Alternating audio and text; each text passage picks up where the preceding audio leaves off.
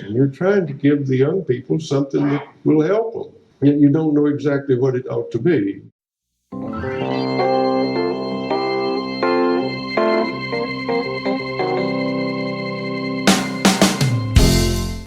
Thanks again for tuning into the podcast. My name is Drew Perkins, and I am the Director of Teach Thought Professional Development. And this podcast and the conversations I have is one of the great pleasures that I get from the work that I am able to do. And I certainly appreciate those of you who listen and share. And if you have any comments, concerns, replies, ideas, please feel free to email me at drew@teachthought.com. I do want to make listeners aware that we have some new workshops and services in our offerings that are focused on social emotional learning. One of those is SEL and PBL, and the other is a more focused empowered humanity theory social emotional learning. So I'd encourage you to go to wegrowteachers.com, select workshops off the menu, and you'll see those offerings and some description. And feel free to reach out and ask any questions or request more information about that work at your school. We continue to do our project-based learning workshops and services and supports, as well as differentiated instruction and a host of other services focused through the lens of inquiry. As always, I appreciate your listenership and appreciate any times or instances in which you might share our work in our podcast to help others better prepare students for the modern world.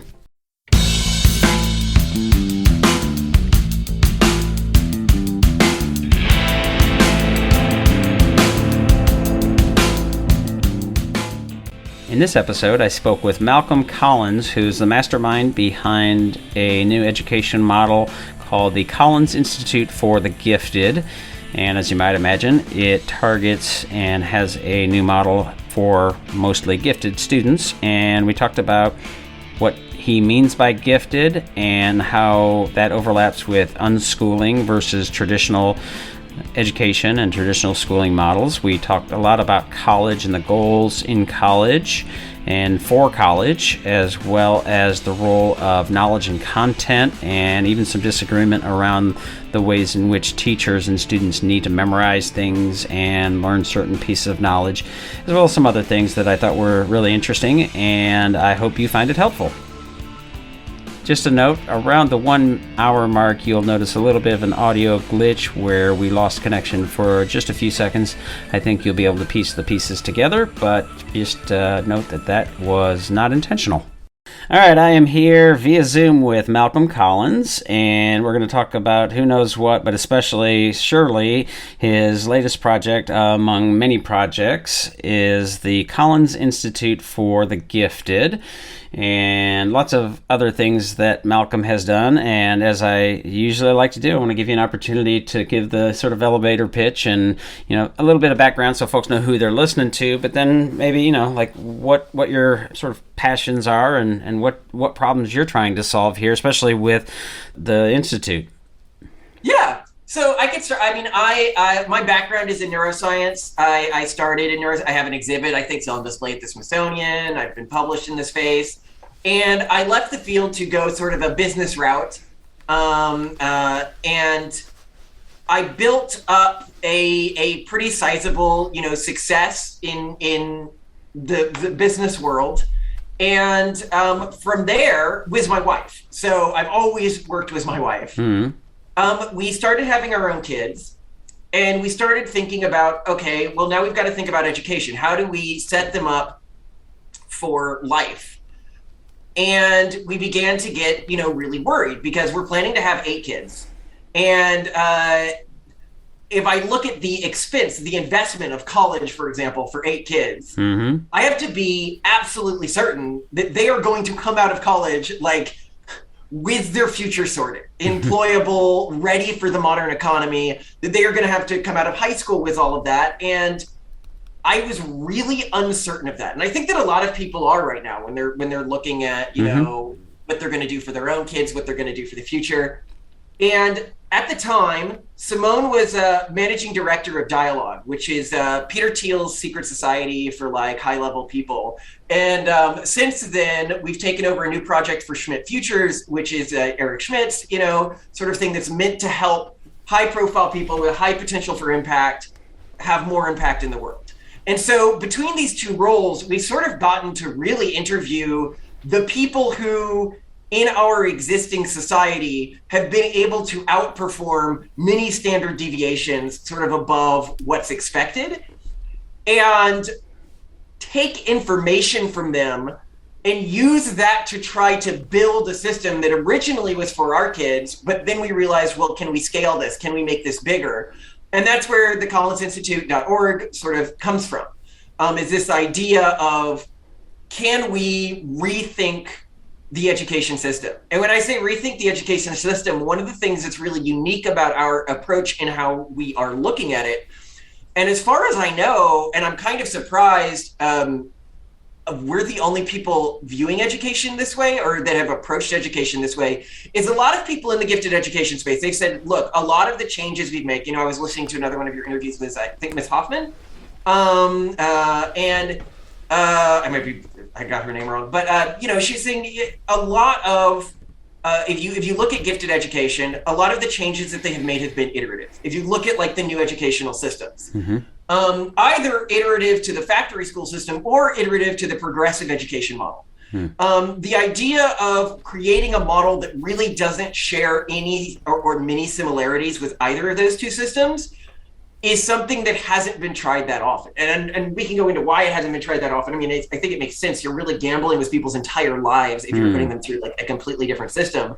But I think that we are at a really privileged moment in history because we have this amazing natural experiment that former educators didn't have access to, which is the unschooling model.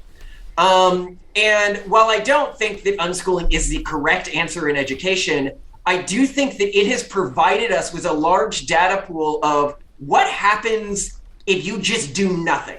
And kids have access to the internet, they have access to like a modern environment. Where do they end up with deficits? And the reason I like that is because I think that when you look at a lot of the educational systems now, they're using sort of either progressive education or factory education as their control. And they're saying, okay, here's the control. What is the control not doing well? Whereas we ask, where do people end up with deficits if you do nothing? And can you build a system that just focuses on those, but other than that is largely unstructured? And that's what we've been trying to build. Okay, so a couple questions before getting into the content. I'm curious. First of all, you say you have children and you're planning on 8. How many do you have now, and how old are they? And any there's got to be a reason for the number 8, right? Is it a basketball team with 3 subs, or what are we going for here? Oh, I would go for 13 if I could. We say 8 because we think it's the highest number that doesn't make us sound completely insane. That is where 8 comes from. It's where I say a lot, and people hear a lot, and they go, "Oh, you mean like 5?" And I'm like, "No, I mean like a lot." And we within our internal metrics, it's what we've been planning on. And you do really have to plan ahead. So if you look at the number of embryos that we've pre-frozen, if you look at like the statistics that we've run on that, if you look at the timing that we choose in between every kid, it's based on this 8 number goal. But if we can go above that, we definitely will. Okay. And your kids now are how many and how old? So we're working on number 3. Okay. And how old are they? The oldest is 2.5. Okay. All right. Well, we're early in the process here. Yeah. But yeah, and I can go into that later on the podcast. Yeah, well, it's I've got 2 daughters, as we were talking before we went live, and mine are 13 and 15, and the road ahead. Somebody I heard once describe having children. I thought this was really, really poignant, especially having gone through 13 and 15 years of this. It's how'd they say it? Long days and short years. Right, that sometimes those days and the sort of tedium of child raising and some of the really can feel like long, but then in reflection, it's like, how did those years go by so quickly, right? And I thought that was poignant. So be curious to see how that evolves as you go forward. I absolutely hear what you're saying, and it's one of the things when people say, what are you really aiming for? Like you say, why 8? Yeah. Our goal is that by the time the last baby leaves our house, we have the first grandchild in it. After dealing with kids, I'm like, I never want to live without this again. I love being around kids. Okay.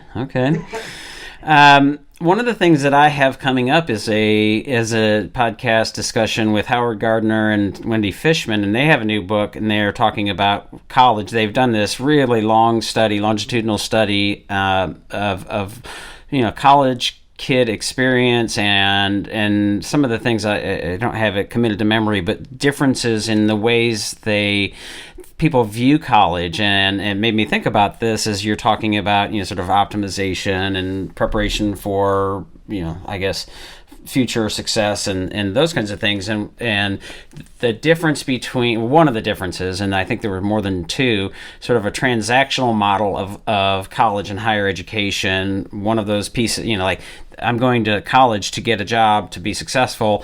And then one of the more high-minded and aspirational goals that they pushed for is I think transformational, which is a bigger picture kind of really broadening horizons and learning lots of things, not necessarily in pursuit of a job outside of college, certainly not at the expense of that. They wouldn't say that either.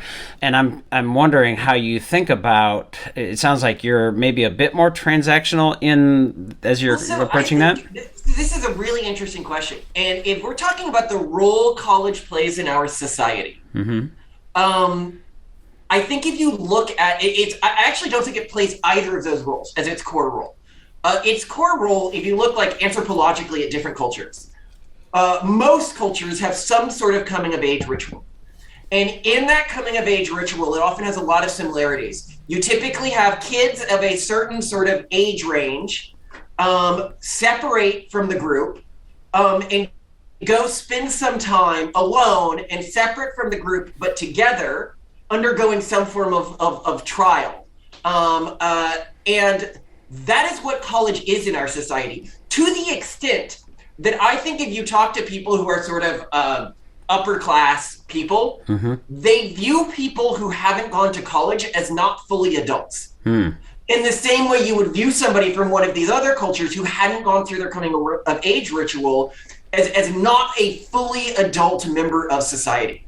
And I think that only just now we are beginning to evolve as a society alternate coming of age rituals instead of college. So, if you look at Silicon Valley, the one that I think a lot of people are looking at are things like the 20 under 20 program.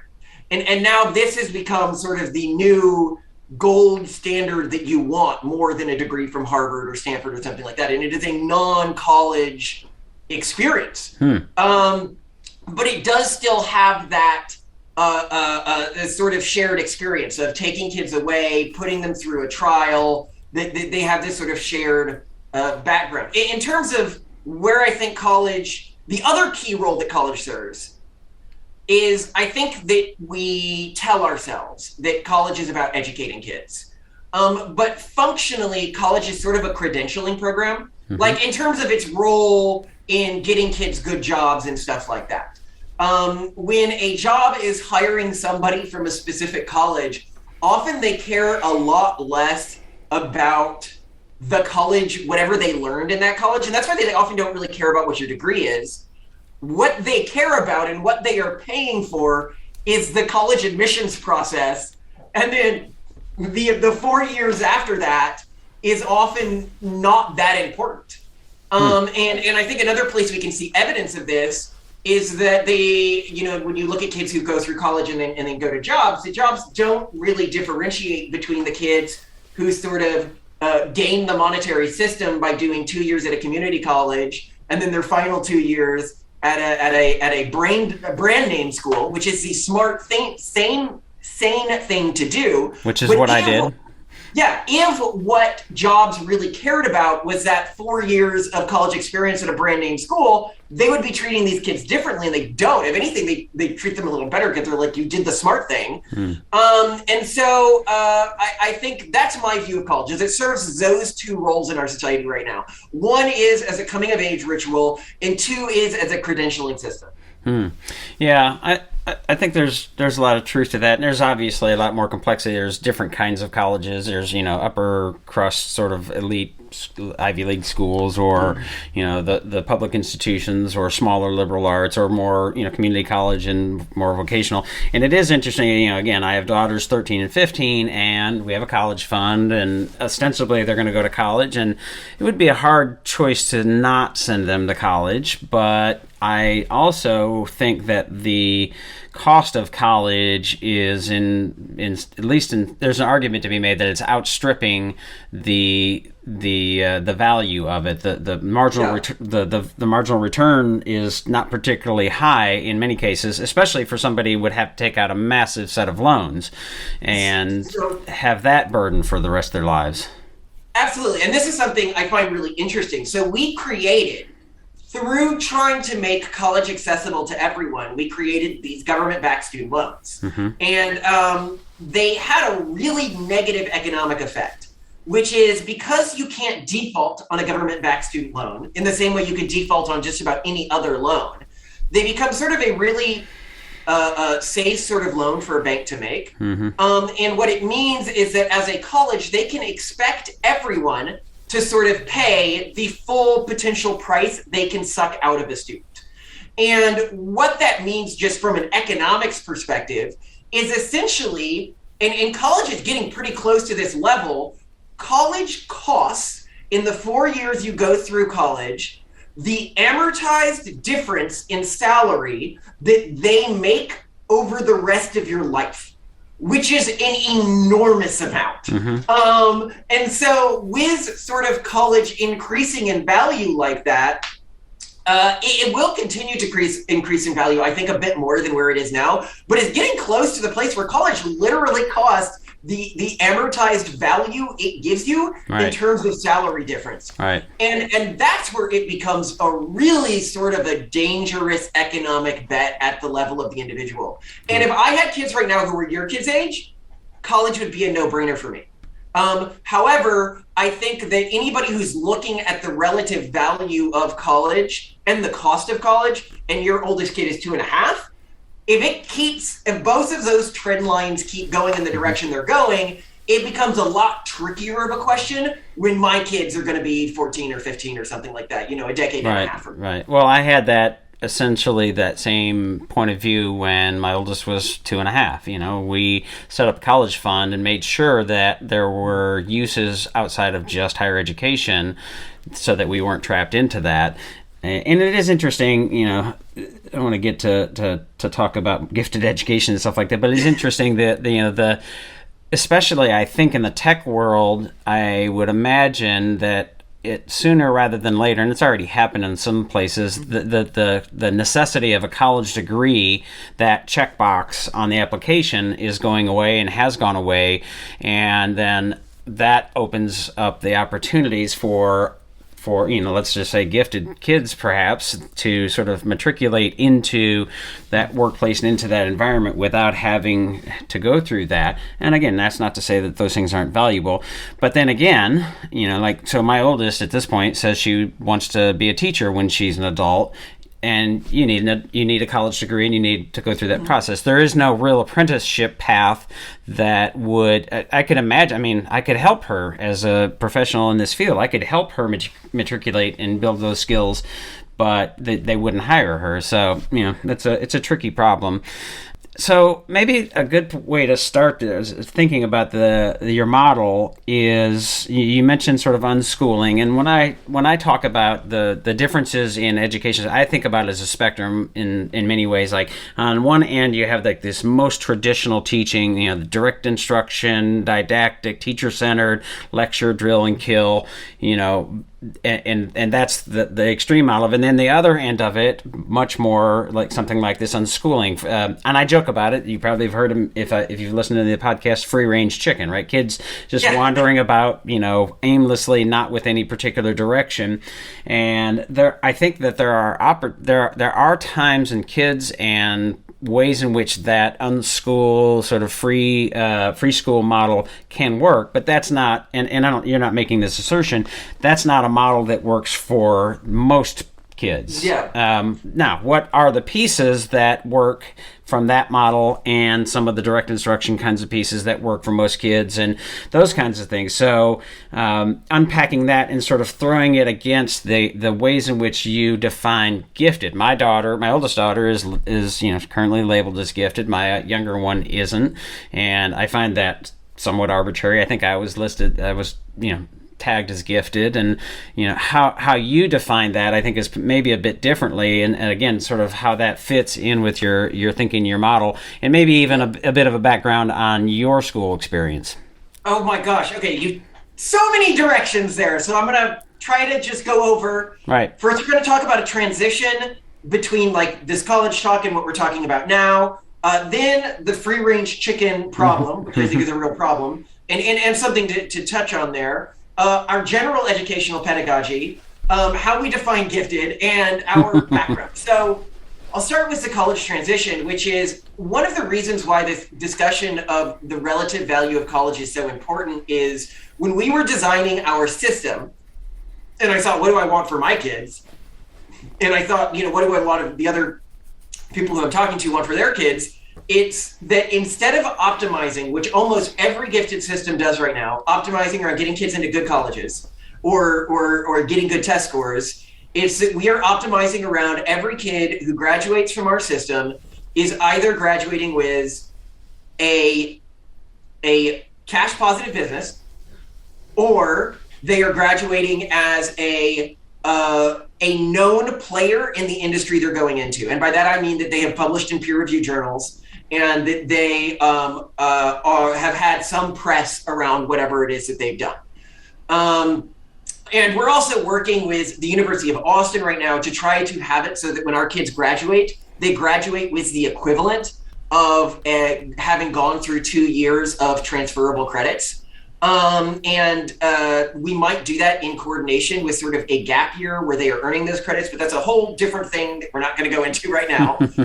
Now I will go to the, this will be a quicker thing to talk about, which is how we define gifted.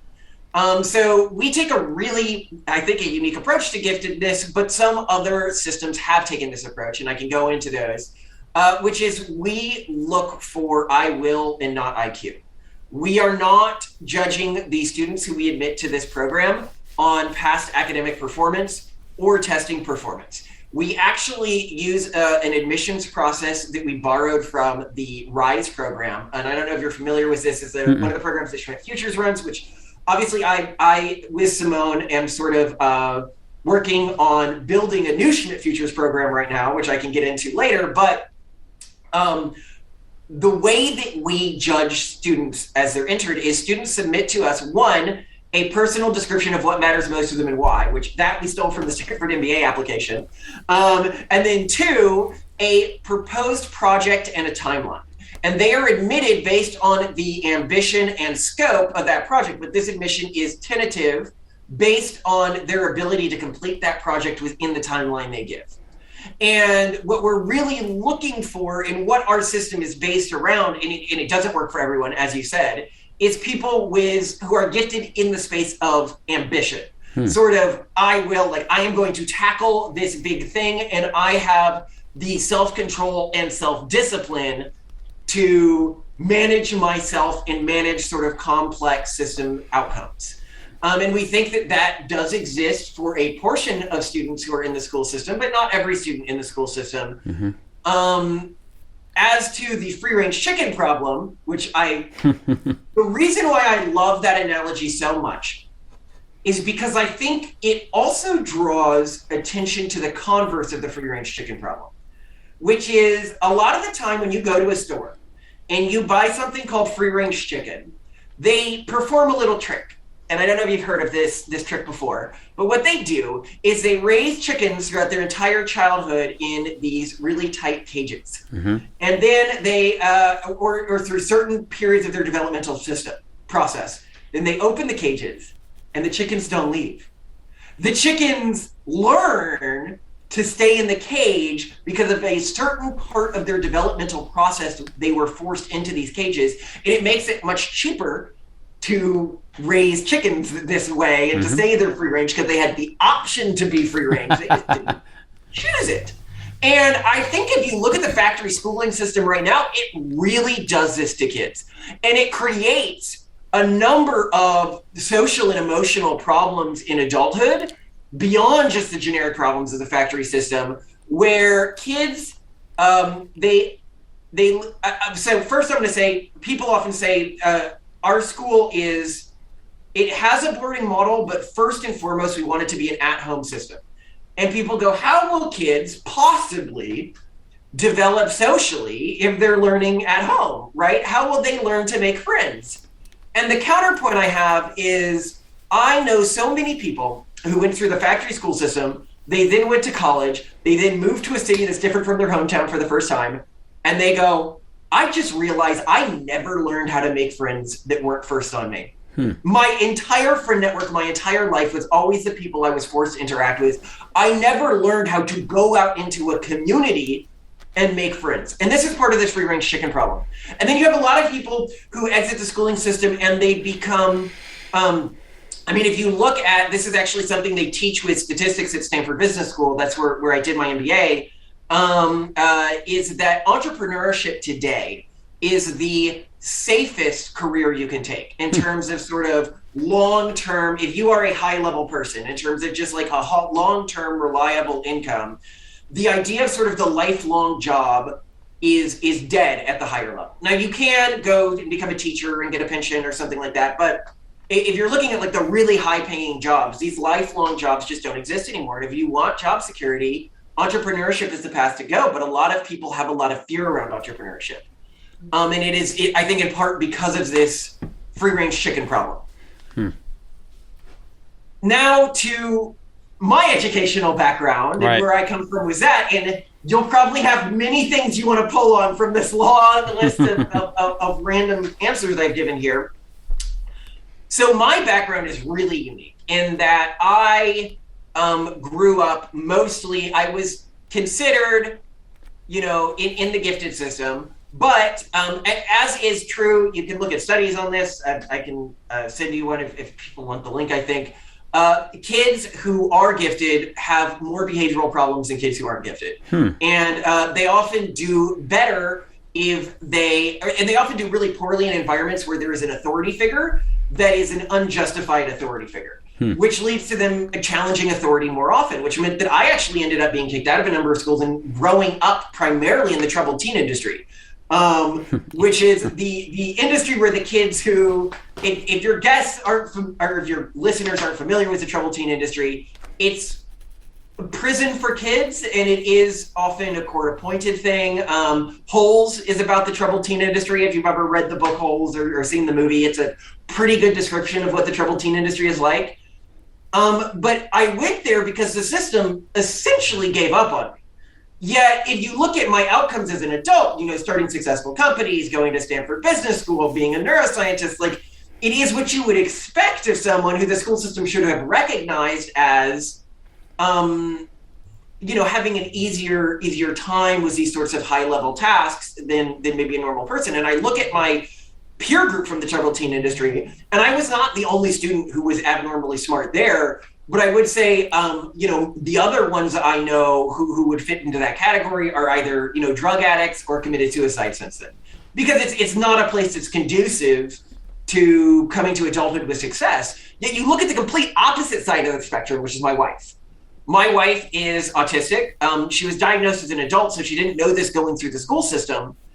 And she did excellently in the school system. She was salutatorian of her high school. She was valedictorian of her college, which I didn't even know that was a thing. She was just the picture perfect student, but this took an enormous toll on her, in part because of the autism, because she felt she had to fit the rules that were given to her exactly and at all times, which caused her to tried to take ownership of her life where she felt she could have it, and she became anorexic, and she became really OCD, and she caused long-term damage to her body during that period, and was just severely depressed because she was trying so hard to fit this role she thought she needed to fill.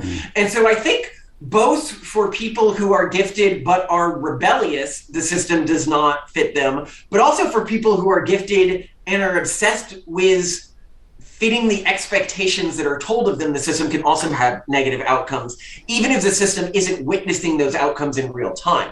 To the system, she was a success case, even though the system came very close to killing her. Yeah, well, the one, when you say gifted and ambition, that is one of the things that is, I think, maybe a friction point with general education. And, and to be fair, when you have teachers who are trying to teach to a whole group, I mean, that is a difficult challenge when you have, some that have learning disabilities and cognitive deficiencies, and some that are on the other end of that, as you might have described there. And when I talk about and think about the ways in which, free range kids or free school or unschool, like, it makes sense that kids who are gifted in ambition would work well in that kind of a system, right? Because they have that self-starter mindset and they have that internal motivation and all of the things that one goes with that, and so one of the things, the pushbacks, and I think it's a valid pushback when people say we do all this work with project-based learning, and the sort of the progressive push is, student-centered, and that's the sort of mantra, and how do you honor there's various iterations of it, but how do you honor the voice of and passions of kids and all that? But the balance of that, or one of the friction points, of course, is that kids they might be interested in this, they think they're really passionate about it, and then a week later, not so much, right? Mm-hmm. I mean, middle school kids, for example, are not known for their, stick-to-itiveness and long-term vision, right? So modeling that and working through that, right? Exactly. And I really want to touch on this because I think it is where we differentiate from progressive education. Our model does so much. And we are trying to, I think in many cases, solve the same problems. There are some things that progressive education does that I just think is evil, but I could go into that in a completely different line there. But not touching on that now, we're often trying to solve the same problems, yet we approach it very differently. And one of the things with project-based learning is, you try to learn what the kids' passions are, then you try to build the project-based learning around them, but kids are mercurial. Their passions change all the time. And what the core problem is that not all progressive education, and we'll talk about where some differentiate, and the factory education system as well, are very much structured like command economies. If you're familiar with a command economy in terms of economics, that would be like a communist government. One of the reasons why communist governments lead to such staggering inefficiencies is because the top of the hierarchy is trying to decide what the bottom of the hierarchy needs, and then through a sort of hierarchical chain, deliver that to the bottom of the hierarchy. Where we try to design our system so that the bottom of the hierarchy, the student, at every given moment is deciding what works best for them in terms of learning and testing and how they move forwards at an individual level. So not like, the Sudbury model or something like that, where all the students are voting and then you have sort of a new hierarchy or bureaucracy, which is then passed down to the students. No, we focus very much on an individual, students make the choice of how they learn and how they engage with the system. So to understand how this works, I'll quickly sort of describe how our pedagogy works. So essentially, a student at the beginning of every day logs into a portal, a platform, and listed there is all of the subjects they're taking, biology, math, etc. They can choose which subject they want to focus on that day. And I'm simplifying this a lot. When they click on the subject, it will tell them what will be tested in the next mastery level of that subject. Cell structure, like internal cell structure, like long division, or something like that, right? And it will sort of describe what's needed to be known to achieve this mastery level. And then it will have a list of where the student can learn these things, whether it's Wikipedia, whether it's Khan Academy, whether it's YouTube videos, whether it's textbooks. It is up to the student how they decide they learn those things. The student can also then book a test whenever they want to be tested to move up to the mastery level above that. Now, I have described it as sort of a straight line hierarchy of mastery levels when it really functions more like a branching skill tree. So completing one mastery level may give you 3 different mastery levels you can do. And for some mastery levels, you may have needed to complete multiple mastery levels before this. A system that functions fairly similarly to this is Duolingo, to anyone who's familiar with how that sort of educational pedagogy works. But sort of like a skill tree in a video game is the way I might describe it to somebody. And one of the sources of information that a student can book is instead of Wikipedia, instead of Khan Academy, a student will have an option to book one-on-one time with a tutor, if that's how they feel they learn best. And this is where the teaching system gets really interesting, is that the tutoring system is treated very much the way like an Upwork or something works, where the tutor that is teaching the student is not grading the student. They do not affect in any way, like a student can't be nice to them or butter them up, or the tutor being nicer to them does not affect the student's grades. And because of that, students are motivated to rate and choose tutors who, through taking up the least amount of the student's time, convey the most amount of education. So you get an economy where potentially even new education systems will be developed within this tutoring marketplace. But now to the big problem. How do you prevent students from just falling behind in certain areas? One of the big problems with unschooling is they recognize a truth, which is that if a person has an intrinsic desire to learn something and you provide an extrinsic motivator to that thing, they do much worse at it and they end up liking it a lot less. The classic study here is that if you pay someone to do something that they used to love to do as a hobby, their skill at that thing decreases and their love of that thing decreases. And so unschooling models, they have learned that they can get kids to much higher outcomes in the things that the students are passionate about. But what they often fail to realize is the other side of that is students do not have intrinsic motivation for everything. And you do have to provide extrinsic motivation to some areas. And so our system organically adapts to that by giving students higher grades in subjects, like basically more credits. A student earns more credits for taking tests in subjects they're further behind. The way that we motivate students for subjects that they're further ahead in, like, so whenever a student gets like 3 years ahead in a subject, we then connect them and allow them to pitch to industry experts in that subject projects that they can do with that expert. So by the time you're a few years ahead in a subject, the credits that you are earning by moving ahead in that subject basically become irrelevant to your larger grade at the school. But you are basically, it's like if a student really loves Legos, you reward them by giving them more Legos and more advanced Legos. And so if a student is ahead in biology, we can connect them through these networks that we have access to. And you can see we've already built up a very impressive pool of mentors for sort of our first class. They get to, if they're ahead in biology, they get a pitch to like the head of the CDC or a head of the CDC, some project they can work on with them.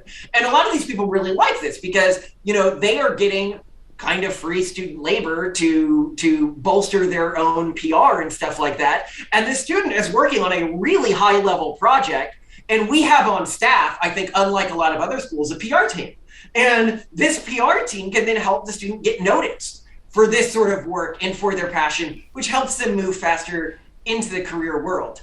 I could go further into a lot of different aspects of this pedagogy. I mean, for example, our version of a homeschool teacher, like the person who is their touch point was the system, someone they're meeting with every week, but it's closer, what they're trained in is closer to cognitive behavioral therapy and sort of the emotional and social development of the student than like what you would traditionally think of a homeroom teacher focusing on. So we're really different in almost every aspect. And I can get into how we handle assessment, how we handle testing, how we handle whatever you want to touch on, but that's the broad framework of how the system works. Yeah, just a couple of things. So, listeners may or may not be familiar with some of the things, at least two things that you mentioned, and I just want to make sure that folks, you mentioned University of Austin, which is a startup, essentially, university. I think, was it Barry Weiss who's behind that? I don't know if she's the main person behind it, and there's some other folks. There's a lot of people behind it. I mean, we're working with the guy who is currently running it right now pretty closely, hopefully, in terms of working with him. But yes, it's a system that was started because they felt that political bias was creeping into higher education, and they wanted to sort of see if they could create a completely apolitical iteration of higher education. And they felt, just because of the radicalness of what they're doing, a natural partner was us. I mean, they're not our only partner. We're also partnered with the Santa Fe Institute. We're partnered very heavily with Metaculus. For people who don't know Metaculus, if you ever read like a statistic like, this is what prediction markets are saying right now, it came from Metaculus, and I can explain why we have that partnership. And we're actually contracted right now with this program that Schmidt Futures is building to build their system for helping people who are sort of geniuses but adults make more impact in their career. Yeah, well, I am interested to see how University of Austin develops and evolves, because it is certainly a different model. And we talk about heterodox conversations. I'm a big fan. I'm actually a member of Heterodox Academy, and I think that is important work. And so that will be interesting. I urge people to take a look at that work and keep an eye on it, because it is an interesting model. You also mentioned Upwork, right? Yes, Upwork. Yeah, and Upwork, for folks who are not familiar with it, you can contract folks from around the world to do certain tasks, and basically subcontract work out and that kind of thing. So, and I've used it. I think it's great. So, using just to sort of clarify, I would imagine lots of teachers are thinking, what in the world is he talking about, Upwork? Because that's not something that would be, they don't live in that space generally.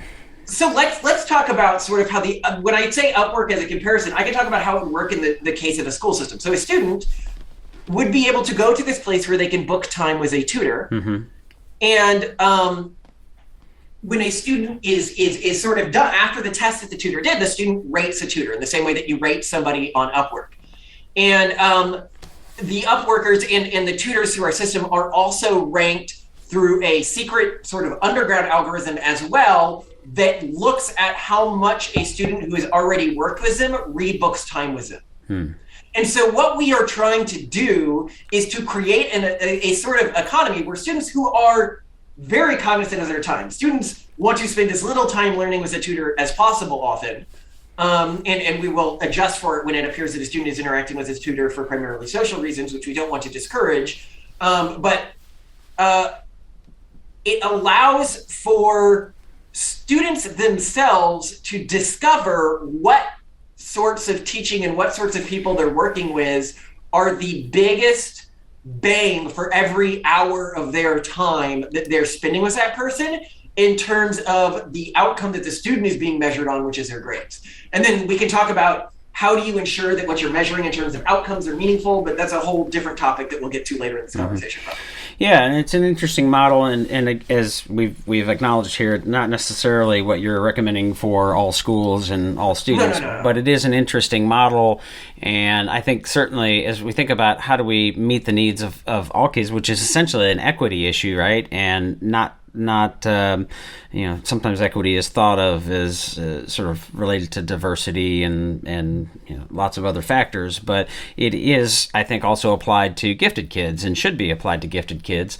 And the ways in which we can structure things and offer options and choices, I think, is important. The way that you described the sort of mentor, I forget the exact word, the word that you used, but the people or person who might be the sort of mentor for any particular student reminds me of I think it was a school in Minnesota called EdVision, and they were project-based learning focused. And I think what they were trying to do, if I understood it correctly, was similar. Like kids would say, all right, here's this sort of matrix of things that I'm supposed to have understood, mastered, or some version of that by the time I leave. And I'm going to create a project and then pass it by my sort of advisor for approval. And then that person would help sort of guide and keep me on track. And I don't know if that was effective or not. But one of the things, of course, that, and you talked about it a bit, and that was one of my questions, is because you mentioned, some of the numeracy, literacy, facts, knowledge, content, which is a big pushback that, and I think a valid criticism of progressive constructivist education is that sometimes it can go for behavioral engagement and not necessarily cognitive engagement. And as a big proponent of inquiry, I think that it's so important that we give students opportunities to really develop that inquiry skill and critical thinking. But, they say, well, you can't ask great questions about something you don't know anything about. And I would agree with that, but you can use that inquiry process to start, and then you dive more deeply, and more complexity sort of unveils, which gets more questions, and so on and so forth. So, the role of knowledge and content, and I'm curious if you have anything more to say about the role of knowledge and content versus, sort of these thinking skills and preparation and economy and, those kinds of things that are or at least in some way different from traditional school content and knowledge. And you also have this language on your website that I was actually struck by when I saw it, because I talk very often with teachers, and it's one of the things we talk about, pull teaching as opposed to push, and how that works for us, and it's related to the knowledge content piece. So thinking about how do we pull thinking from students as opposed to just pushing it at them. Like, I'm the teacher, I have all that in knowledge to impart, I'm going to push it out, I'm going to test you, move on, which is, again, that more traditional, there's gradations of it. But as teachers, and especially in more of a general education setting, but I would imagine maybe there's some of that here too, is how do I identify the things that are important for these kids to learn and think about, and how do I then give them experiences or phenomenon or exercises and activities that and facilitate so that those things are pulled out as like, hey, I need to know this. And I talk about it as, and I say, I don't generally think about education as a sort of market kind of economy thing, because I think it's a public good. It doesn't exactly fit the model of a restaurant or something like that.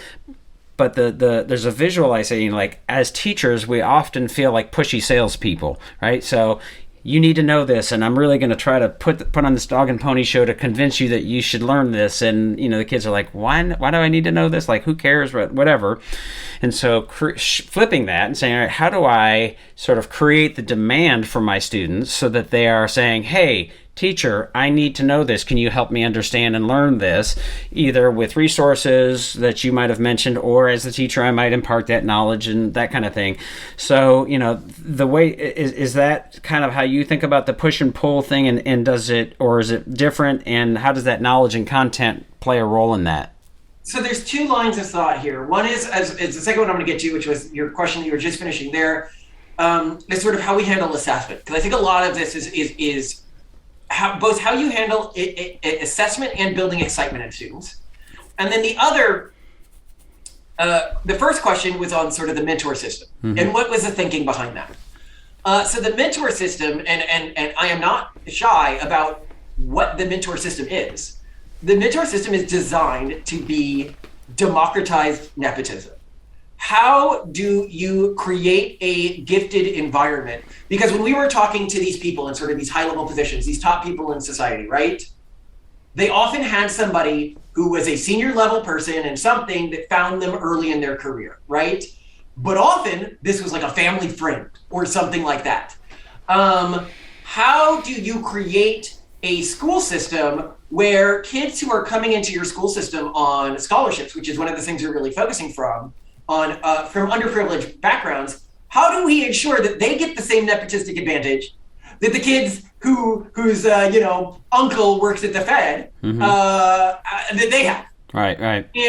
that is what we are trying to craft there, is at least an ability for students to, one, get really excited. And this is also about teaching excitement. Like I can tell a student, look, if you do a good job at this, you don't need to wait until after college to be a world player in this space.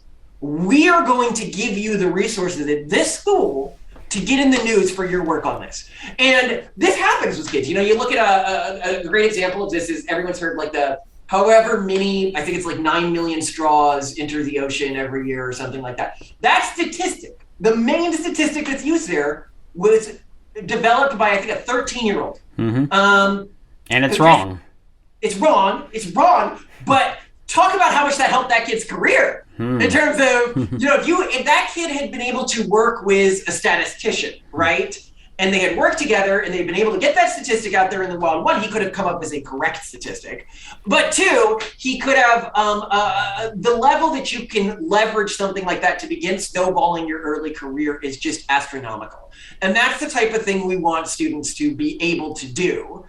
Now to the question of, is tell them you matter. Like the stuff you're doing matters and you can do stuff that matters and you don't need to wait until after college to do that.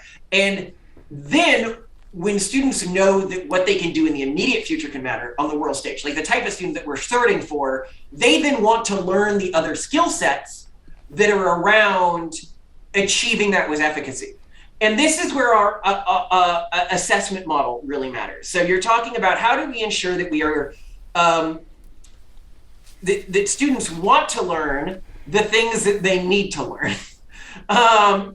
And what we do is by regularly, it's through, now, authentic assessment pedagogy is nothing that we develop. That is something that's been in the educational, lexicon for a while now. And by authentic assessment, like our iteration of that is, how do we regularly have sort of milestone tests of kids where they are being tested on a skill set that shows the kids functionally, this is not arbitrarily being graded by an authority figure. You are either good at this or you are bad at this. So an example could be a milestone test that we may do on a student that comes every number of small tests. Maybe you have to write a fan fiction and your grade, like your core grade on this, comes from the number of reads that fan fiction gets and the number of star votes that fan fiction gets. In our social class, because we have a class that focuses on sociality, like how do you engage with the world, because that is a really important thing if you are in sort of this homeschooling system.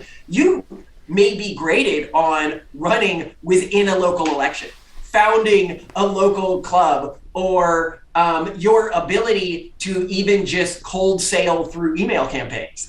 You know, all of these are skills that are going to be needed to engage with the world in a big way. And we show students that it's important that they learn them by grading them through these authentic assessments. One of the developments that we've had, which no education system has developed so far, which I really like, is the idea of combining authentic assessments with multiple choice assessments.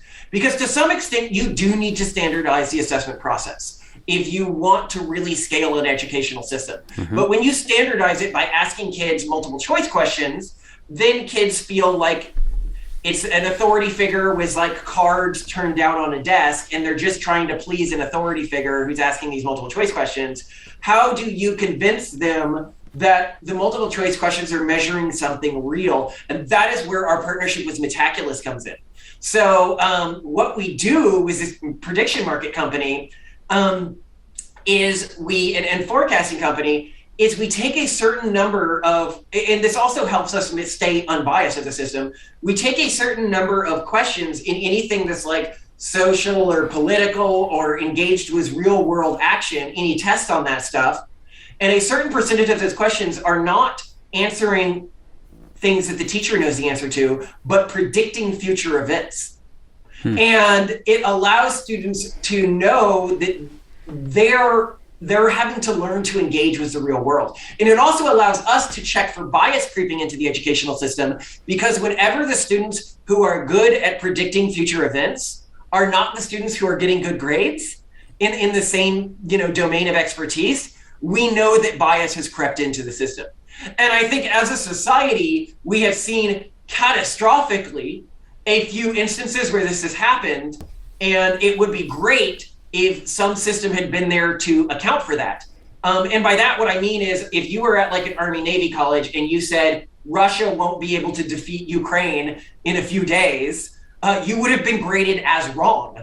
And that had been so ingrained in the mindset that just nobody expected this outcome, because bias had so crept into the way the system viewed that sort of an outcome.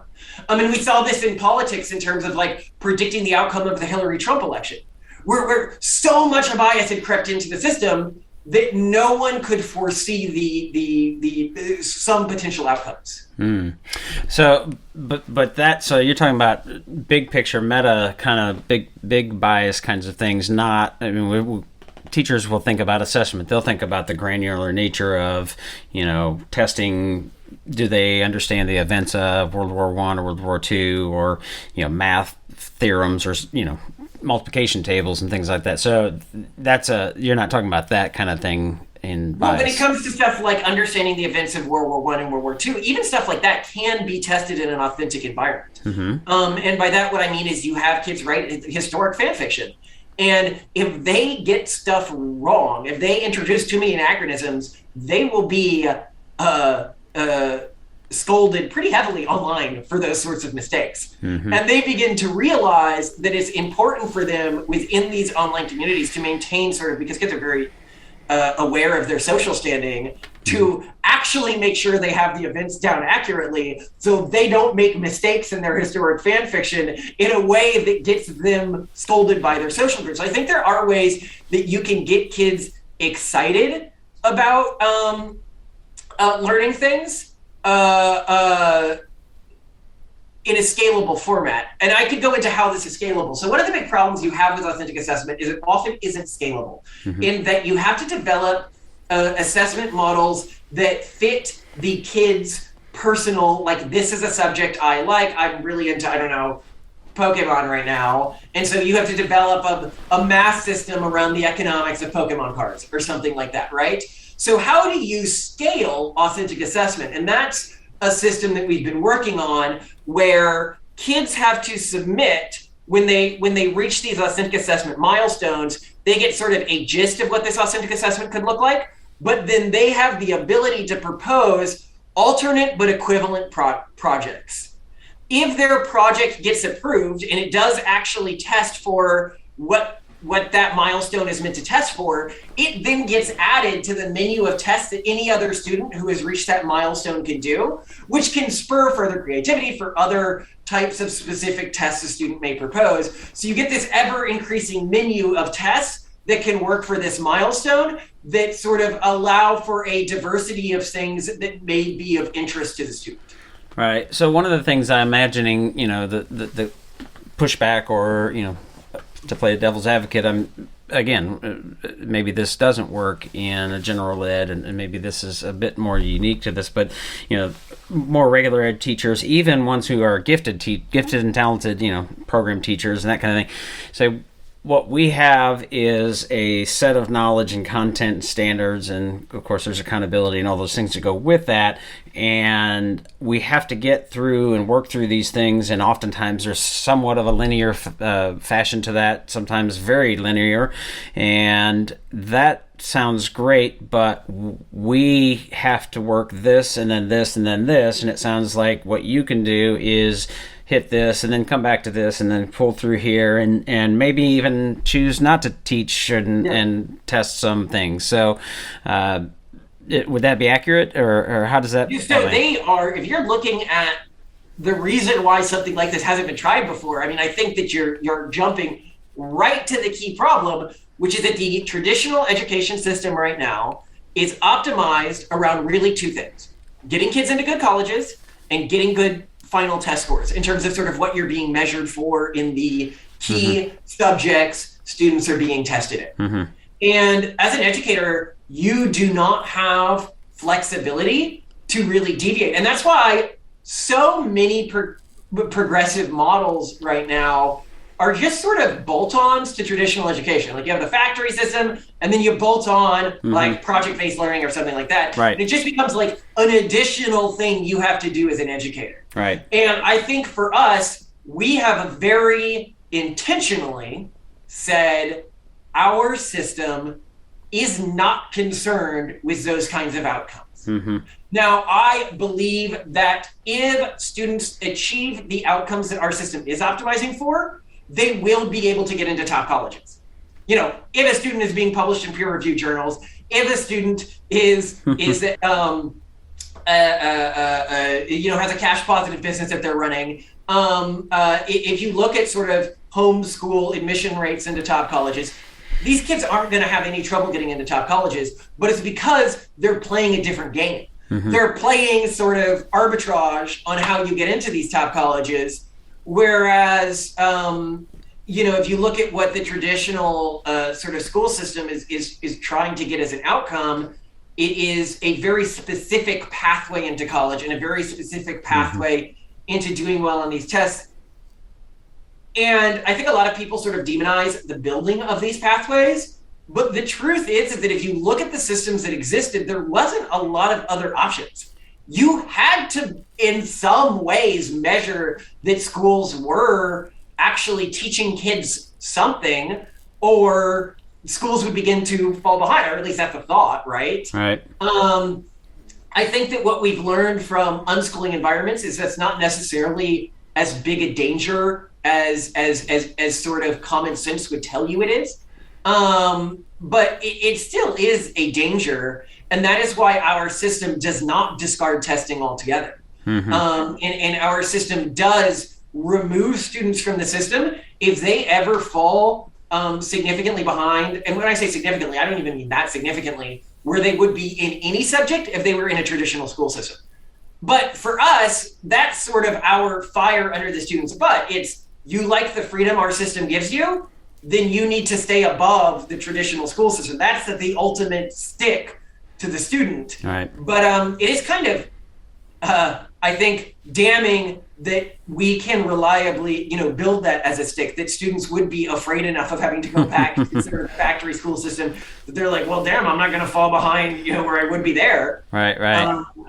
So staying on the theme of assessment, two questions, and they're sort of, in many ways, diametrically opposed, but I wonder how you feel about like ACT, SAT, and sort of entrance exams, and especially, some of those things have been pushed off the plate, and I don't think that's necessarily a bad thing because there's an incentive structure that creates, but there's also some opportunities that removes for certain populations and groups of people who can perform well on those tests. And so I'm curious how you think about that, and especially as it relates to sort of gifted education. But then on the other end of the spectrum, in some ways, is like how you think about rubrics and the ways in which those you might use those to guide the quality of work. And when you talk about metrics for schools doing well or kids doing well, it's often quantitative, not qualitative. And to me, rubrics are misunderstood. So I'm curious, how you think about those two things.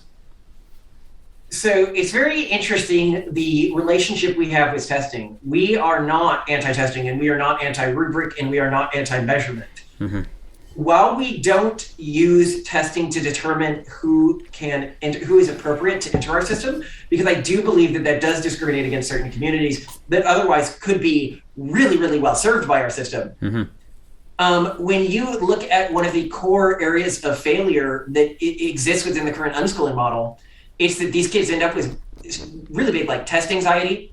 They don't know how to handle tests when they first get tests. We are not anti-testing. In fact, we engage kids with things like SAT and ACT. When I was a kid, I begun regularly taking the SAT in middle school. And it was just something my parents did. They'd have me go sit in a room full of college kids, and I'd be taking the SAT, like kids who were about to go to college. And it taught me, an enormous level of confidence. Because, I was able to be like, oh, I'm above 50% of people, and I am in middle school. Like, I guess I'm pretty smart. Yeah. And I think that a lot of kids who come to our system will feel that. I mean, one of the things is to encourage kids to feel better about themselves, but the other is to make them these sorts of testing environments, because this is how the world will judge them as an adult, need to become second nature to them. And they need to understand that these testing environments aren't about necessarily grading how intelligent they are, but they are one of the tools that they'll need in their quiver to game the system as adults. And if they decide to not become good at taking these tests, like to not focus on them, I mean, they can. But I think a lot of kids, if you start these tests at a very young age and they know that they don't really matter at all yet, they're just sort of taking them as a personal challenge, i.e., how much can I dunk on the average kid who's about to go to college? You get nothing but positive emotions. I mean, even if you're only better than like 20% of kids who are going to college, you still feel really awesome about yourself if you're in like your second year of middle school. And so these tests develop sort of a positive context as a way to prove to yourself and your family how smart you are and something that you can personally work on. So that is why we want to regularly that any test. I don't actually think that'd be great. I think the tests matter, but we do want students to engage with these, and we do want them to become second nature to them. When you talk about rubrics, our system is designed in a way, like I talk about multiple choice being a major part of our system, and very sort of generic assessments within these subjects, like English. We will be testing students in a way on a regular basis within the subjects that are part of the core curriculum in the United States that can be tested against sort of core curriculum benchmarks, which is something that unschooling and even a lot of schools like, Waldorf and stuff like that just don't do as much as we will. And the reason for that is because I feel very strongly that what we're doing is incredibly experimental, and we will have a choice to pick among the best of the best when we start this. And I don't want to ruin any kid's life. And so I want to develop this system in a way that nobody going through our system is ever really dramatically behind where they would be if they were in a generic public school. That said, I do dream of a day where one day our system is big enough and proved enough out that we are able to be more flexible there and in a way where we can bring more kids into our system. Because one of the biggest advantages of our system, and this is something we just haven't talked about and it's something teachers probably don't think about much, is it's actually very economically light to operate when contrasted with other gifted models. It will cost maybe 1/10 to operate because it just has a lot less of the supervision costs and a lot less of the housing costs, to the extent where the boarding model that we have developed for our school, because some parents we talk to, they're like, look, I love this system. I want my kids to go through it, but if my kid's at home, I don't have time to look after them. Is there any way that you could just take the kids off my hand? And so we went through like a number of ways. What's the cheapest way to run a boarding model? And it's actually to have a traveling group of students similar to like the Minerva system, where they are living in a developing country for a few months, and then another country for a few months, and then another environment for a few months. So they're getting sort of this life experience. But even with this, it is often cheaper than what it costs. Like our system would be cheaper than what it would cost to put a kid through public school in some, major urban environments like the New York City public school, which I think is about $34,000 per head right now. And we can operate less expensive than that at scale, which really excites me about the potential of scaling this system. But first, we just want to focus on kids who have sort of the support networks and everything like that, and that we are strict enough with them that if we fail, they're not going to fall behind, because rubrics do matter to some extent. Yeah, when we think about rubrics, and I try to get teachers and educators to think about, and I don't know if you're familiar with the idea of single point rubrics, because most rubrics are sort of the boxes and 5, 4, 3, 2, 1 or something like that, and think about how do you shift that. And I've talked about it before, but just briefly, it's like instead of when a student does work, and like a very common is students presenting something, right? Looking and watching and saying, all right, they hit this bullet point, maybe a little bit of this, and so we're trying to match up what we see the evidence that we see and match it up with what's in one of those indicators. And oftentimes the language in those indicators on the rubric are quantitative, like used 5 or more vocabulary words or some version of that, right? And so flipping that around and saying, instead, this is what we're shooting for. Let's make it a little more simple. Maybe 3 or maybe 4 at the most sort of categories of areas in which we're looking to do some evaluation and assessment.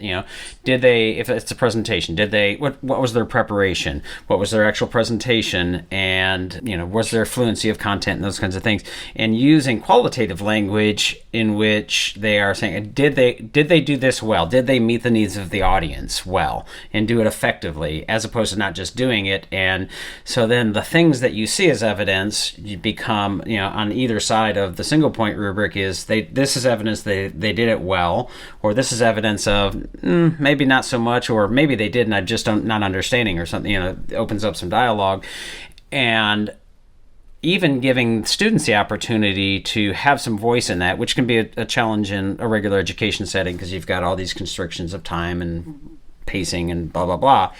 But if I say, I want you to make this pitch to a VC company or whatever, what are the things, how would we know we're doing a good job? Well, let's think about that as we're doing this and building that, and together we can build this sort of language that would say, this is our target, and this would be the evidence of us doing it well or not doing it well. So I try to get teachers to think about that, because it shifts. You can then, if you need to, turn it into points and scores and grades and those kinds of things if necessary, but it does shift that paradigm towards more critical thinking and quality versus however you want to describe the other option.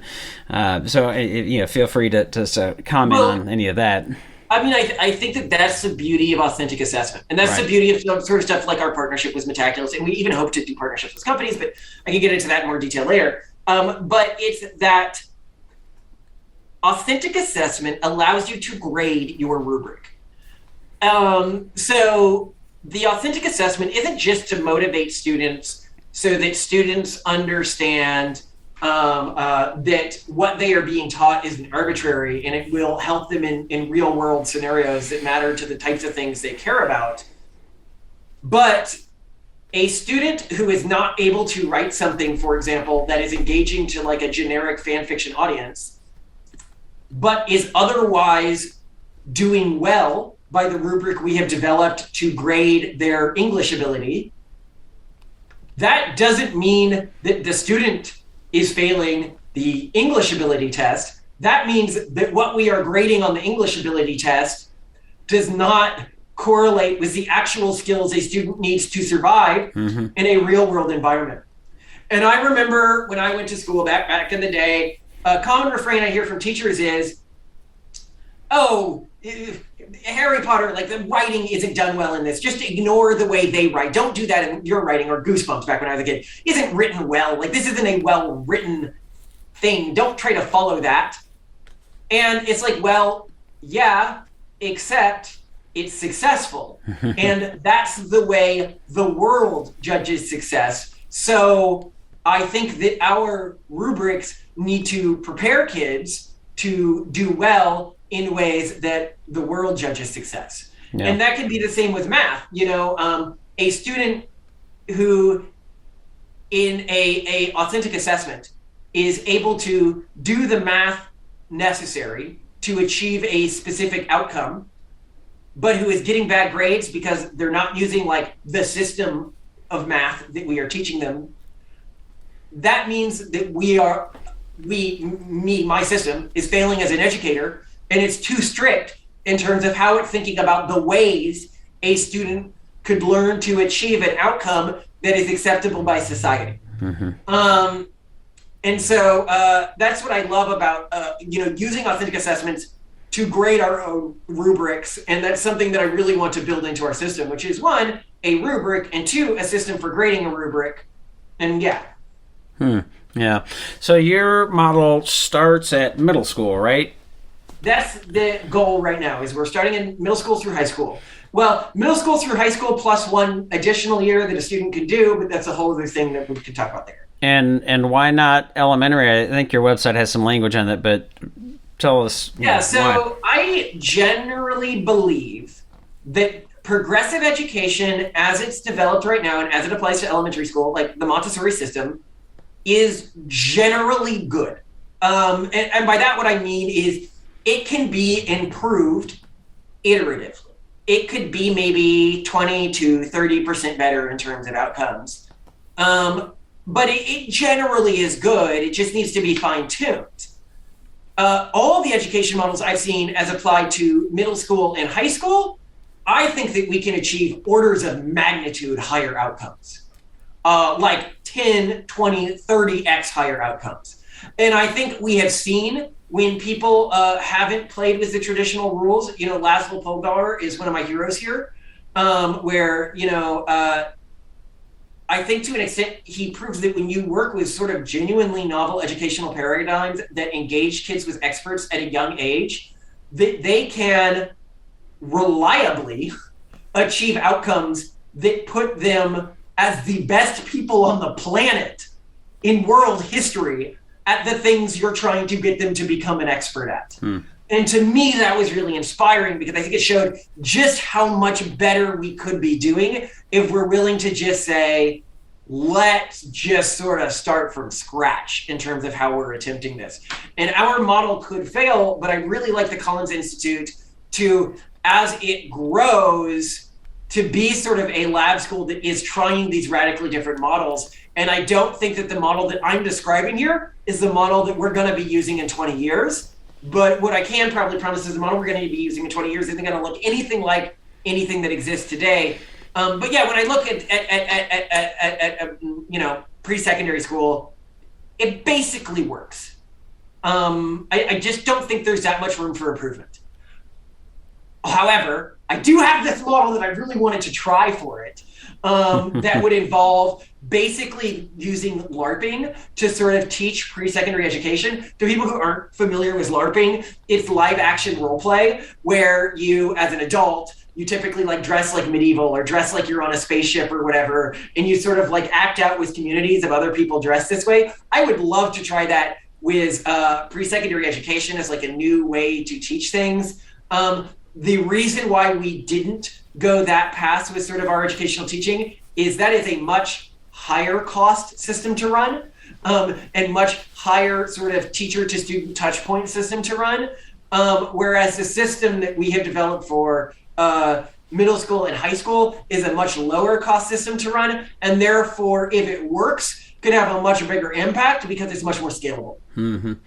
Yeah. Well, so you mentioned the sort of experts in connecting your students or students in general to sort of those what I would call authentic audience, and we really emphasize that because it does. For us, I think it makes sense to tie that back to authentic assessment because most of the time you say, well, how do we know our work is good? Well, it's against some sort of artificial or contrived set of standards and your grades and points and scores, those kinds of things.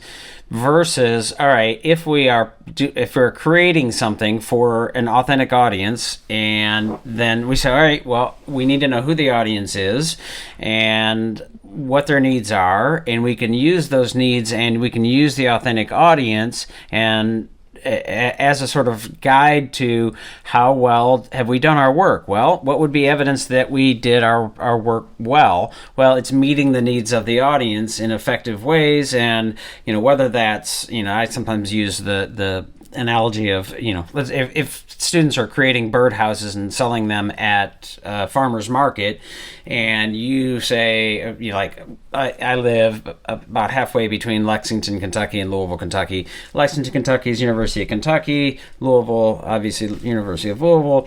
If you are going to make your birdhouses black and red and put Louisville Cardinal birds on them and try to sell them in Lexington, UK Central farmer's market, you're probably not going to sell many of them. You might get stomped on because that's their rival and that kind of thing. Yeah. So that is an indicator of you meeting the needs well. And there's some other things, and that's outside. It's not that it doesn't include content.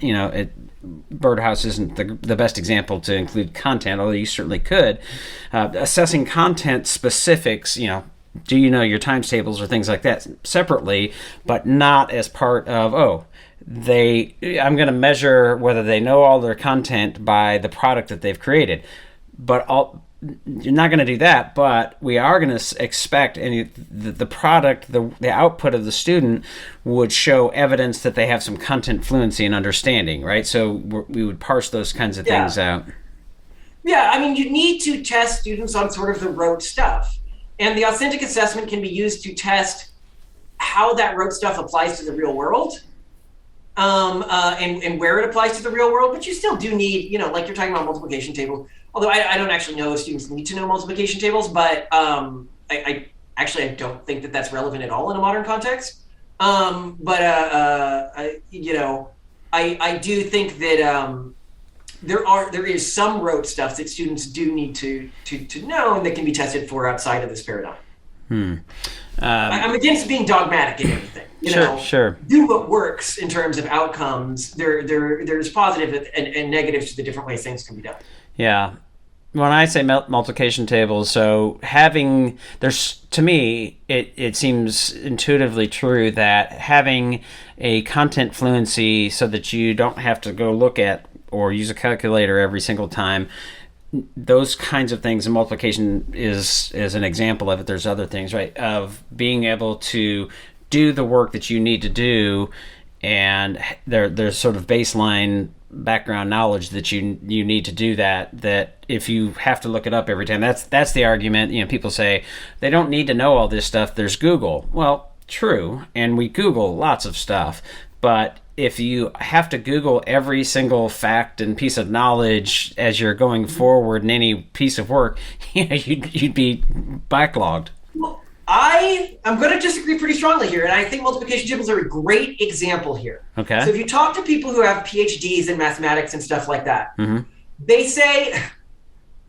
so many more people would love high-level math. So many more people would be really engaged and excited about pursuing like a doctorate or PhD in mathematics if they understood that what you need to do to be good at higher level mathematics is nothing like what you need to do to be good at low level mathematics. And one of the problems with using things like multiplication tables is they can help some students develop fluency, but there is going to be a number of students who are gated out of believing they are good at math because they just lack the memorization skills to be good at multiplication tables, but who otherwise cognitively could be absolutely amazing PhD level mathematicians or absolutely amazing NASA level rocket scientists or business people who use math regularly. For example, me, I don't think I ever got good at multiplication tables, like ever. I still can't do them. Yet, I'm able to do Stanford Business School level calculus. I think that our education system has sort of developed in a way where it's like, you need to know this, to know this, to know this, where it's important that we challenge those assumptions where they could gate kids out of potential futures and gate kids out of realizing potential gifts they have. Sure. No, I would agree. So there's, algebra is an example of that in high school. And I'm actually it's coming up. I just finished a book from a guy named Chase Orton, who has written a book about, I think it's called The Unfinished Math Teacher, and, having a math story as opposed to sort of this really rigid sort of structure, right? I would imagine, though, that I'm wondering if it's semantically how we're talking about multiplication tables, like, do we have them memorized? And like I've always struggled, like, I know what 12 times 12 is, but, 12 times whatever else, I start to lose the capacity. But, as you're working through statistics and you encounter 6 times 7, you know what 6 times 7 is, not having to go to a calculator, that kind of thing. No, I don't think students need to know that. We live in a world of Google and calculators. I remember when I was in school, teachers told me, you're not always going to have a calculator when you're older. And now I'm older, I always have a calculator. I have a calculator on my phone. Everyone always has a calculator unless you're like stuck in the woods, and that's not what we're training kids multiplication tables for. I think today teachers are like, well, it takes a lot of time to Google stuff. I think that we underestimate the digital fluency of kids and the ways that they will have access to Google and the internet and that sort of collective human knowledge, and the ways that they learn to engage with this to most effectively build on it. I think about my own life and my wife, and all the time the behavior that we do that I couldn't have imagined building into an educational system even just a few years ago, which is we don't know something, we just ask Google. Just literally, okay, Google, what's the blah, blah, blah, blah, blah. And it tells us the answer. Mm-hmm. I think that it is wrong to say that kids won't always have access. Everything in the world we live in today is open book except assessments. And when a kid is founding a company or pitching a project to an expert, they're always going to have access to the internet. They're always going to have access to open book skills. The only reason I would ever teach a kid any skill set that sort of assumes that they won't have open book knowledge, it's so that they can learn to take some type of standardized assessment, because that's the only place those skills matter. Yeah, well, that's interesting. So I would imagine I advocate for, especially ideally, like again using multiplication tables, learning those kinds of things, and when assuming you're doing things that necessitate needing to multiply 6 times 7, for example, you learn them as a process, and the more you work with them, then they become, memorized, if you want to use that terminology, right? I use the example of many of us were asked to and required to memorize states and capitals, and many of us did. I think I probably got all 50 states and, memorized them. But now, and I do this in groups of adults and say, all right, so what's the capital of Wyoming, or whatever the case may be? And, the numbers of, there'll be a few who will know, but many will not know some sort of random states that I might pick out of the ether.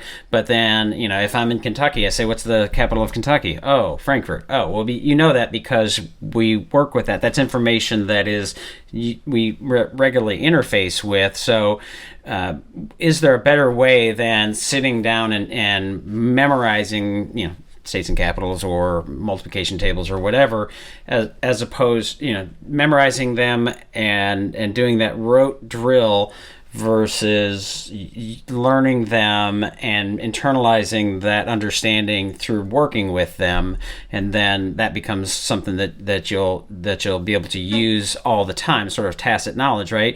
And there's certainly a group you probably are familiar with. There's a group that will listen to you say they don't need to memorize multiplication tables, and they'll check please, I'm out of here. Well, okay, let's talk to that group, okay? So one, I'm going to say states and capitals, right? Mm-hmm. I can literally, anywhere in my house, anywhere I go, say, okay, Google, what's the state capital of whatever? I can get that answer. Mm-hmm. I think what people who say that, like, check please, I'm out of here. Mm-hmm. Oh, God, now it's trying to. People who say that are unaware of the damage they are doing to otherwise gifted students. I am so bad with memorization, I still don't know my months of the year in order. I didn't know my days of the week until high school. That's how bad I am at memorizing sequences. Yet, I graduated with a great degree in neuroscience from St. Andrews, good grades at 2.1. I graduated from Stanford Business School. I think I'm not supposed to say if you graduate from Stanford Business School, but well. And these are systems that are supposed to be for the best of the best in our society. I have objectively been successful as an adult. I have created a new way of doing business. I founded companies. I have worked my ways to, top levels of society, coming from a difficult background. I mean, to do all of that coming out of the troubled teen industry, it is not like I started in an advantageous position. I remember how many times teachers thought I was stupid for not being able to memorize things. And if I hadn't taken it upon myself to educate myself, I never would have been able to move ahead. When I graduated high school, I graduated with only a single AP course to my name. That's how much the educational system had handicapped my ability to advance. I was able to get into the good colleges and stuff like that because fortunately I grew up in an age where the teaching company existed. And I don't know how many people know Teach 1-2, amazing. They've developed a lot since I was a kid. When I was a kid, I would have to get all the cassette tapes from them. But it was college level courses that you could just listen to constantly. And I just did nothing but listen to these college level courses because I believed I was smart enough, even if the system didn't see me as smart enough. And I think that when you create these arbitrary things, like kids must be able to do this certain type of memorization to move forwards, you may help 60% of kids. But there's a good 5% of kids who you are just wiping out of the system. And these are kids who are often otherwise discriminated against in some way by society. Now, I will say that you can do better within certain subjects if you choose to learn them that way. A good example of a subject where that's the case is, I think, typing. Typing has been shown, you can learn, everybody needs to type in society today.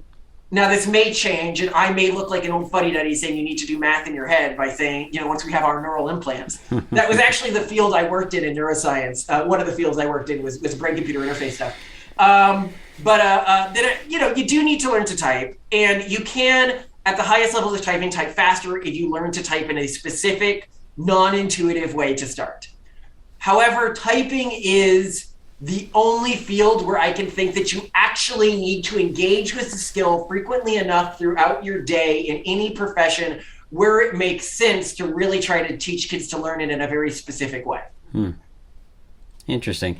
Well, yeah, I think you hit on one of the things that is important in that conversation is the 60% or something like that of kids, and I would imagine that the people who are pushed back on you say, well, Google this or blah blah blah, would say that if teachers aren't having kids again memorize multiplication tables or whatever you want to use as a proxy for that, then you're going to have a large group of kids that will matriculate without, and we actually have that, matriculate without having skill sets, and they will be harmed in the long term.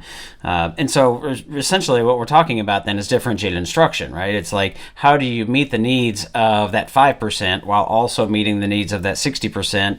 And, we also doing whatever math that is, 35% that we have yet to account for. So that is a struggle for regular education, but that's a whole other podcast and a whole other trail to chase down.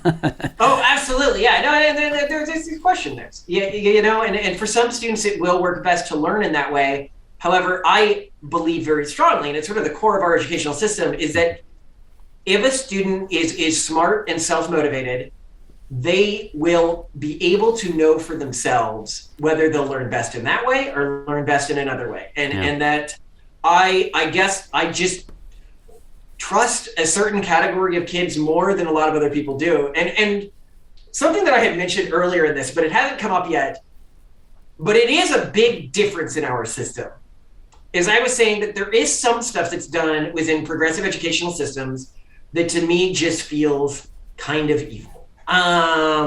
And it's coming into it from an outside background. And I think this is one area where our school system is really different. So I happen to have written 3 best-selling books, Amazon bestsellers, so it's not the biggest thing in the world, but the first of the books was on trying to help people sort of think through their value system in life without biasing them towards traditional outcomes. Towards any outcome, just letting them think through themselves without this is right or this is right, their moral systems, moral framework, everything like that. And I look at my background, because I did do some work in psychotherapy, I did some research on schizophrenia and stuff like that is where I developed that from. And one of the things that you're always really, really hammered into you is whatever you do, one of the worst types of failure scenarios you can do is in a therapy session, accidentally incept your value system, your moral compass, your cultural framework into the person you're working with. And that's one of the reasons why hypnosis is so bad as a system, because it's very easy to accidentally incept these things into people. Mm-hmm. And it's something that for me, when I look at a lot of the progressive paradigms, they are really focused around what I would call brainwashing. They are focused around, and you'll see different words used, setting a student's moral compass, mm-hmm. teaching a student to be a good member of society, teaching a student democratic values or empathy. And I would like to think that the educational system learned from like the horrors of the school residency program in Canada, that, you know, their goal is not to erase cultures that they see as inferior to the predominant societal culture. And that it's something that we try really, really, really hard within our system, is to not bias sort of moral outcomes for students, but to help students reflect and build their own morality. One of the two books I'm working on now, one is on governance systems and one is on cultures. And it's had me reflect a lot on my own cultural system. And I come from a Calvinist background, and I consider myself sort of a secular Calvinist, and that I still hold a lot of the traditions of that background. And sort of one of the key traditions of that background is that sort of positive emotional states are corrupting of whatever should be your goal. So as from a secular perspective, that means to me, positive emotional states are just the things that helped my ancestors have more surviving offspring. From a more traditional Calvinist background, it means something else theologically. But I think that this, you know, a lot of the times when educators say, well, there are some moral things that all cultures believe. And I'm like, I remember very clearly growing up is that one of the core things that people thought that everybody believed is everybody should want to feel good. Everybody thinks love is good. Everybody thinks happiness is good. And I was like, not my culture. And so I think that we do need to be very sensitive. And that's one thing that I try to develop our system around. And it's one reason why the University of Austin is such a natural partnership for us in being sort of truly unbiased. If a kid comes to us from a marginalized culture, that culture is going to get that kid back. Just a better iteration of that kid, a kid who's more able to compete in the modern economy, but not a kid where I have told them what is right and wrong. Yeah, well, it's certainly part of the zeitgeist now, the moral absolutism. And I was recently, I don't know if you know the work of Karen Stenner. I've been kind of listening and reading a little bit on her and the idea of authoritarianism. And some of the authoritarianism on the right seems very transparently obvious, right, with Trump and Trumpism, that kind of thing. And then on the left, there's a sort of moral absolutism that is authoritarian and like conformity to this is how one must think, and any step outside of that line is heresy, and you know you've got to toe the line, and so it's. To put it simply, left and right are both struggling. There's sort of the scourge of that, and it will be interesting to see what University of Austin does with that, because, I mean, you're seeing the critics, many of the critics that I've seen, basically seem to be very upset that they might be challenging that sort of moral absolutism, and like, well. Okay. And successfully. And I think that that's the way you beat these heavy moral absolutist systems, is you create systems that do a better job of what they told people they were doing. If you look at the University of Austin, like the internal information I have on them right now is they may be, you know, in year one, harder to get into than Harvard or Stanford. Like they may be a better school system than that. And I talk to a lot of people in higher education right now, because of the system. You know, I'm talking to all of like the top level professors. Mm-hmm. A huge chunk of them are thinking of transferring, even ones that are really, really liberal, because they're like, look, I may be in line with the zeitgeist right now, but I also know that my tenure doesn't mean much. Right. If the zeitgeist changes and something I say today becomes a cancelable offense in the future. Right. And so they could end up within 10 years being sort of the best educational system in the world for higher education. And that's insane. And that's what I hope to do with our system, is I hope that our system produces people who are seen by society as not just out-competing in traditional frameworks other kids, but I want them to out-compete in terms of mental health. And I believe we can out-compete in terms of mental health.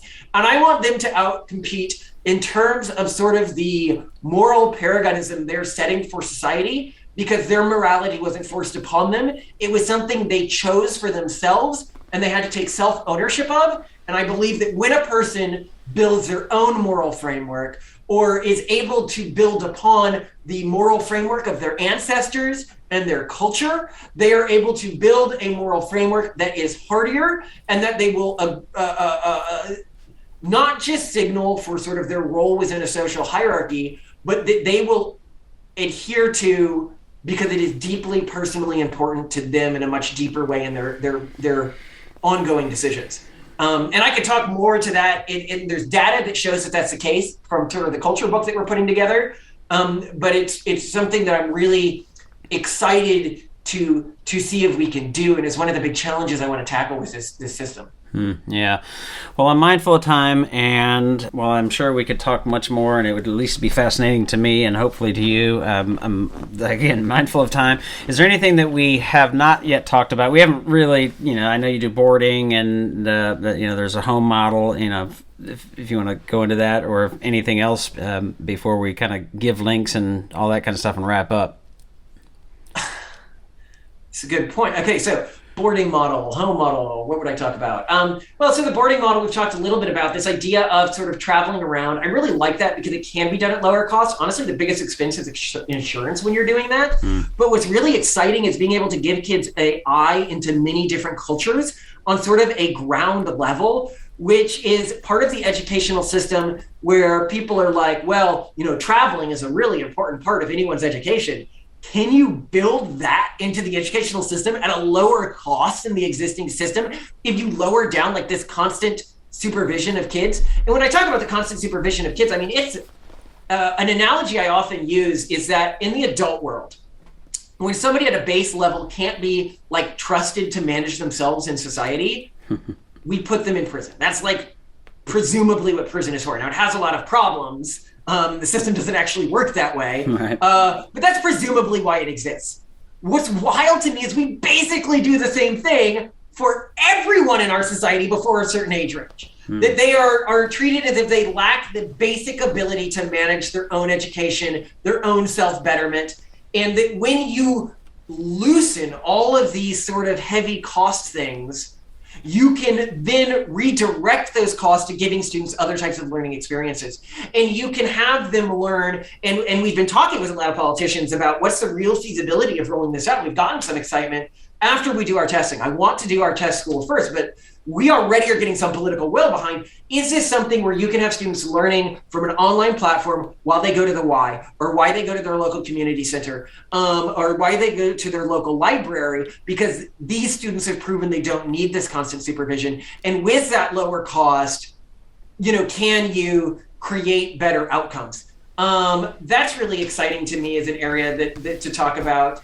That's another area to talk about that I find really interesting. I guess you had touched on something else. Oh yeah, the final year. I really like the idea of, I think you're talking about the biggest problem in education right now is the cost of college, period. Anyone who says anything else is farting in a balloon. It is, the cost of college is the biggest problem of education right now. And you might be able to functionally take what people are doing with the credits that they get from community colleges, but combine that with the concept of a gap year and sort of the educational model that we have built, and see if we can get students with a bit more rigorous system these college credits, so that reliably students can, with like a cheap gap year for the cost of a community college, then go into college and only have to do 2 years. that would massively, no, it doesn't fix the entire problem, but it would fix a lot of the system. So there's lots of cool solutions that are possible out there when you sort of drop all the existing paradigms and you say, let's take a first principles approach to everything. And I'm excited to see what we can do. Yeah, well, I am excited to see how this evolves. It certainly resonates in at least much of it with me, and at least for a part of our population, I think is going to be helpful. CollinsInstitute.org is the website. Any other places they should find you, social media or blah, blah, blah? Simone and Malcolm at Collins at Twitter is our account. That's my wife and mine's account. If they wanted to follow us there, but yeah, the main thing is Collins, the Collins Institute. That's where all of our education stuff is. If people wanted to dig into the first book that we did, which might be more relevant, which is how do you build a moral framework without biasing people to specific outcomes? That one's called The Pragmatist Guide to Life. The subtitle is something like Building Your Own Answers to Life's Big Questions. Yeah, that's us right now. That's the areas where your audience, and we want to talk with your audience. Like, if anyone disagrees with us, we believe that you learn from disagreement. Disagreement is amazing. Like, engage with us. You can on Collins, you can find our email address. You can easily find ways to talk with us, book time with us. We want to be talking to people who are passionate about improving the educational space. And we are very open to studies we may not have seen. We really believe in data. And so if you engage us with data, sort of focused on helping students achieve outcomes, that is something that we will be very receptive to. And I'm just so excited to talk with any of your listeners. Great. Well, again, it's collinsinstitute.org, and we'll put that in the show notes, as well as the book you mentioned, and try to get your Twitter handle in there as well. And thanks for the time and conversation. It's been fascinating, and hopefully folks have found it helpful.